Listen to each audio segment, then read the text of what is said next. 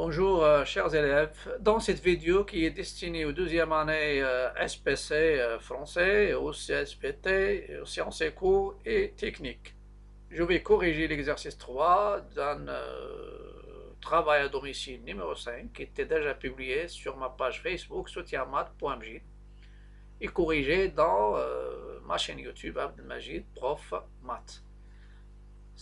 Il y a aussi, donc, dans ma page Facebook, je donne les énoncés, c'est-à-dire les séries d'exercices, les DS, les devoirs surveillés. Il y a maintenant une série d'exercices sur euh, deux exercices sur la continuité, théorème de valeur intermédiaire, le principe de dichotomie successive, et il y a la fonction réciproque. Il est donné sur ma page Facebook soutienmath.j. Donc, je vais corriger l'exercice 3. F de x, f c'est la fonction définie sur l'intervalle 4 plus l'infini, par f de x égale moins x carré sur 4, plus x racine de x, moins x plus 1. Petit 1, vérifier que pour tout x de i, c'est ça l'énoncé. F de x, c'est 1 moins 1 quart, x moins 2 racine de x au carré. On vous demande la limite de f de x en plus l'infini, montrer qu'elle est moins l'infini. Question concernant la dérivée, sous forme d'un produit. La déduction de la stricte monotonie de la fonction f, strictement décroissance sur l'intervalle i. Après, il y a montrer que f de x égale à 0 admet une solution unique alpha dans l'intervalle i, c'est-à-dire la généralisation, théorème de valeur intermédiaire. Et après, on va en déduire que alpha est encadré entre 64 sur 9 et 121 sur 16. Question 3, ça concerne la fonction réciproque f-1. On vous demande de montrer que f admet une fonction réciproque f-1, définie sur l'intervalle j qui est moins l'infini 1. Et dans la question petit 2, petit b, déterminer f-1 de x pour x appartenant à i. Je passe maintenant à la correction. Vous avez f de x c'est moins x carré sur 4, plus x racine de x, moins x plus 1, et le i c'est l'intervalle 4 plus l'infini. Il y a petit a, montrer que f de x, on peut l'écrire sous une forme 1 moins 1 quart fois une identité remarquable. Donc, dans ce cas-là, au lieu de partir de ma fonction qui est mon expression qui est développée, je vais essayer de partir de cette expression qui est semi-développée. Elle va nous permettre de calculer la limite de f de x en plus l'infini. Donc 1 moins 1 quart x moins 2 racine de x au carré, c'est 1 moins 1 quart. Ici, c'est une identité remarquable, x au carré, moins 2 fois 2, et c'est moins 4, x racine de x, donc moins 4x racine de x, et plus 4, racine de x au carré, c'est x. Voilà.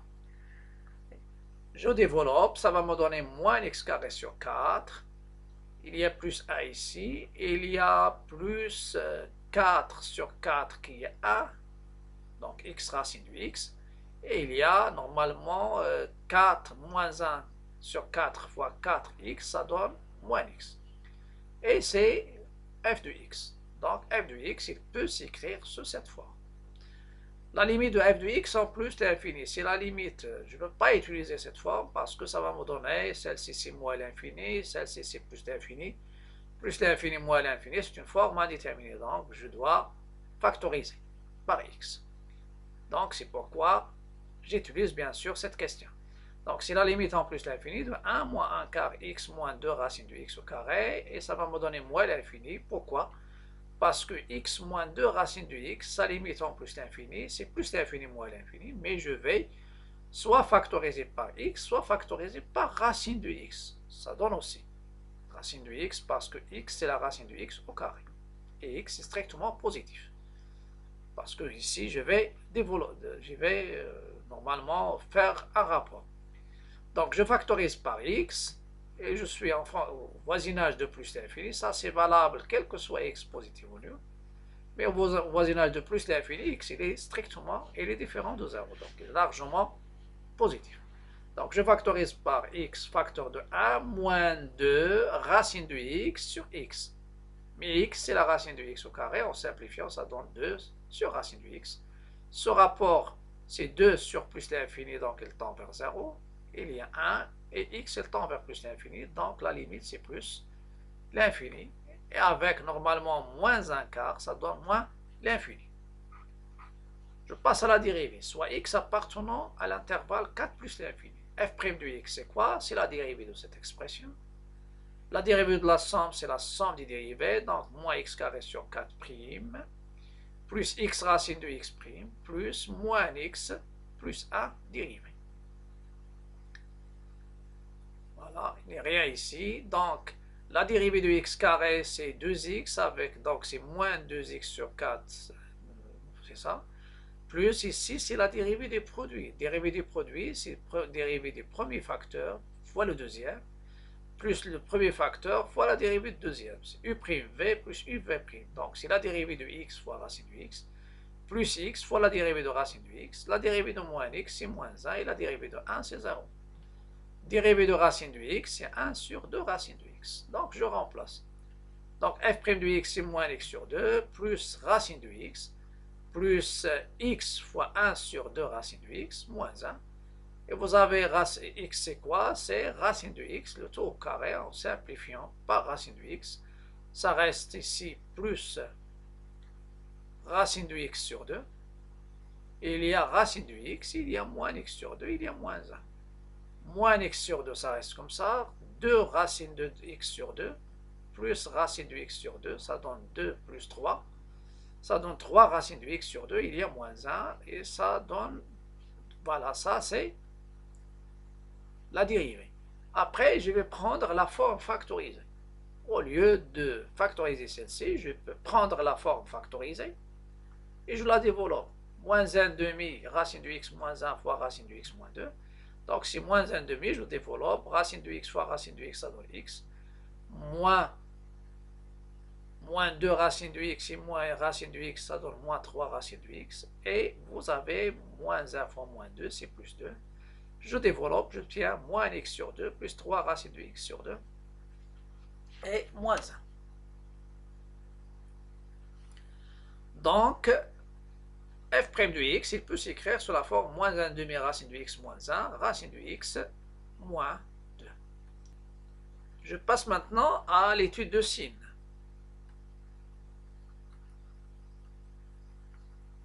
On a x supérieur ou égal à 4, donc racine de x supérieur à 2, racine de x moins 2 il est supérieur à 0, et racine de x moins 1 supérieur ou égal à 1 qui est strictement positif.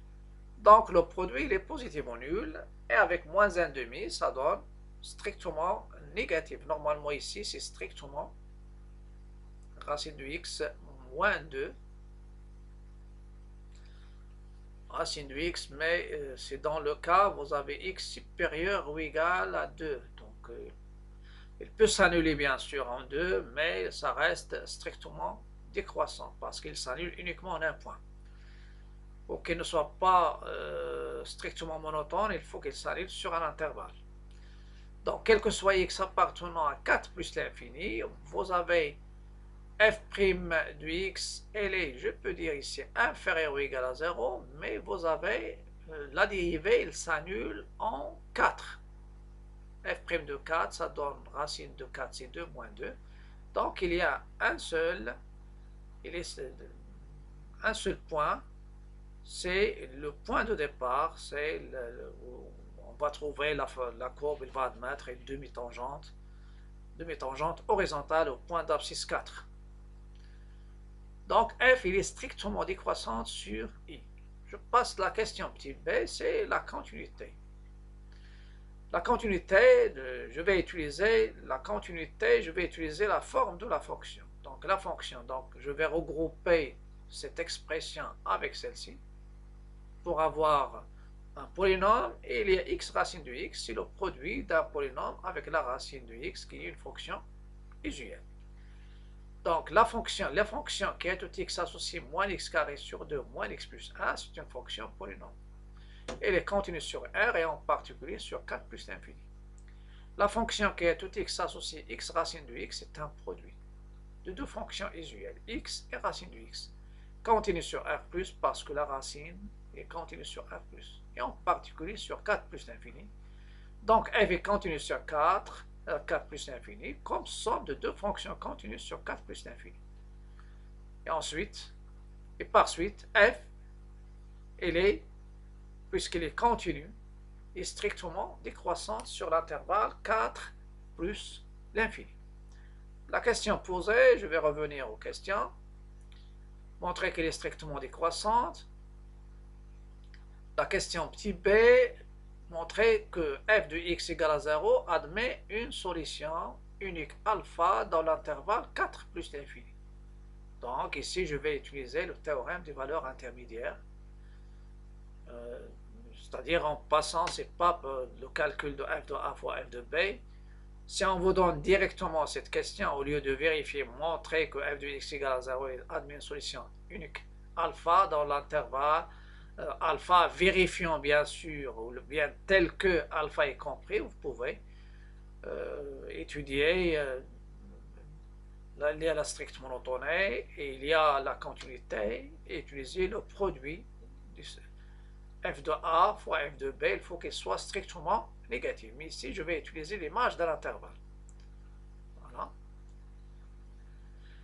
F, il est continu strictement, il est continu et strictement décroissant sur l'intervalle 4 plus l'infini. 4 plus l'infini. Donc f de l'intervalle 4 plus l'infini, c'est quoi? Donc je renverse parce qu'il est strictement décroissant. C'est la limite en plus l'infini, f de x. Qu'en borne supérieure, f de 4, ici c'est ouvert. En plus l'infini, on a trouvé moins l'infini, f de 4 c'est 1. Voilà, maintenant j'applique le théorème de valeur intermédiaire générale. Et comme 0, il appartient à cet intervalle, alors il a un seul antécédent par la fonction f, parce que la fonction est continue strictement croissante. Donc d'après théorème de valeur intermédiaire générale, ce n'est pas le théorème qui est relativement à un segment AB. L'équation f de x égale à 0 admet une unique solution alpha dans l'intervalle 4 plus l'infini.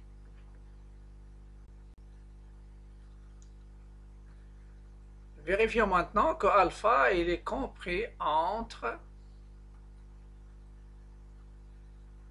64 sur 9 et 121 sur 6. Vous pouvez calculer une valeur approchée de f de 64 sur 9 avec la calculatrice, ou bien en remplaçant, c'est-à-dire la valeur, et f de 121 sur 16, et vérifier que le produit est strictement négatif. Donc alpha, il appartient à l'intervalle ouvert 64 sur 9, 121 sur 16. Il est encadré. Troisièmement, petit a. D'après les questions précédentes, f est continu strictement décroissant sur l'intervalle i. Donc, il admet une fonction réciproque f-1 définie sur l'intervalle j. Et l'intervalle j, c'est quoi? C'est f de i. F de i. On a déjà parlé de f de i, c'est-à-dire déjà on a trouvé l'image de l'intervalle, c'est-à-dire f de i. Donc f de i, l'image de l'intervalle, f de 4 plus l'infini, c'est l'intervalle moins l'infini 1. Donc c'est déjà cherché, on va l'utiliser. Donc sur l'intervalle j qui est moins l'infini 1. Après, je vais déterminer l'expression de la fonction réciproque. Je prends x appartenant à i et y appartenant à j. Et je vais essayer de déterminer x en fonction du y et après je vais changer x en y. Et j'ai déjà dit, si vous voulez changer directement, tu prends x appartenant à j et y appartenant à i, et tu prends x égale f du y. Et tu vas trouver y en fonction, x en fonction du y, et tu cherches x en fonction de y. X égale f de y, et vous cherchez y en fonction de x. Y égale f de x, équivalent y égale à 1 quart, moins 1 quart x moins 2 racines de x au carré. Je vais utiliser cette forme qui est le carré, c'est très essentiel. Ça va nous donner 1 quart x moins 2 racines de x au carré égale à 1 moins y. Donc je laisse tout ce qui est au premier, tout ce qui est en x au premier membre et les y au deuxième membre. Et je résous une équation soit de premier degré, soit de deuxième degré. Mais ici, il y a la racine carrée, il y a le x, donc je peux changer la variable grand X égale racine de x. Et je résous une équation de deuxième degré en x, en grand X. Ou bien, j'utilise le fait qu'il y a un carré. Donc, 1 quart x moins 2 racine de x au carré égale à 1 moins racine, 1 moins 4, 1 moins y. Je multiplie les deux membres par 4 et ça va me donner x moins 2 racine de x au carré. Ça, c'est très essentiel, c'est-à-dire la technique. Et après, je vais essayer de trouver x en fonction du y. X moins 2 racine de x au carré égale à 4 facteur de 1 moins y. Il faut que le deuxième membre soit positif. Vous avez y, il est inférieur ou égal à 1 parce qu'il est dans l'intervalle j. Donc 1 moins y est positif, ça donne positif. Donc y égale à f de x est équivalent à x moins 2 racine de x. Elle est égale à 2 la racine de 1 moins y. Parce que je vais essayer d'éliminer bien sûr le carré. Vous avez x carré égale à a avec a positif équivalent x égale plus ou moins la racine. Donc je vais indiquer celle-ci. Si vous avez x égale a qui est positif, x carré égale à a qui est positif ou nul, ça vous donne x égale racine de a ou x égale moins racine de a. Ou bien utiliser l'identité remarquable. Donc ça va me donner x moins 2 racine de x égale 2 racine de 1 moins y, ou x moins 2 racine de x égale à moins 2 racine de 1 moins y. Mais ici, je vais utiliser le fait que racine de x, que x est égal à racine de x au carré avec x positif ou nul. Donc c'est pourquoi ici, je vais ajouter aux deux membres, j'ajoute 1 ici. 1 ici, 1 ici. Aux deux membres. Ça donne x moins 2 racine de x plus 1 égale à 1 plus 2 racine de 1 moins y. La même chose ici, x moins 2 racine de x plus 1 égale à 1 moins 2 racine de y. 1 moins y, pardon. Au lieu de résoudre encore une équation de second degré ici et une autre de second degré ici. Celle-ci, c'est quoi? Racine de x au carré moins 2 racine de x plus a, c'est une identité remarquable dans les deux. Ça va me donner racine de x moins a au carré égale à 1 plus 2 racine de 1 moins y. Et vous pouvez remarquer que celui-là, il est positif ou nul, donc ça, c'est supérieur ou égal à 1. Et l'autre, 1 moins quelque chose de positif, donc il est inférieur ou égal à 1. Donc, je suis intéressé par, je sais que la racine de x moins a au carré, elle est supérieure ou égale à 1. Voilà, c'est ça. Donc, on sait que x supérieur ou égal à 4, donc racine de x supérieur ou égal à 2, racine de x moins 1, donc la racine de x moins 1, elle est supérieure ou égale à 1. Donc, il y a une solution que je vais la considérer, la conserver, c'est celle-ci. Celle-ci, non. Donc, non, celle-ci, ça sera fausse. Voilà. Pourquoi? Parce que il faut que la racine de x moins a au carré soit supérieure ou égale à 1. Donc, j'exclus cette racine. Et on sait que x est supérieur ou égal à 4, donc ça c'est une répétition. Donc, y égale à f de x est équivalente à racine de x moins a au carré. Et c'est 1 plus 2 racine de 1 moins y.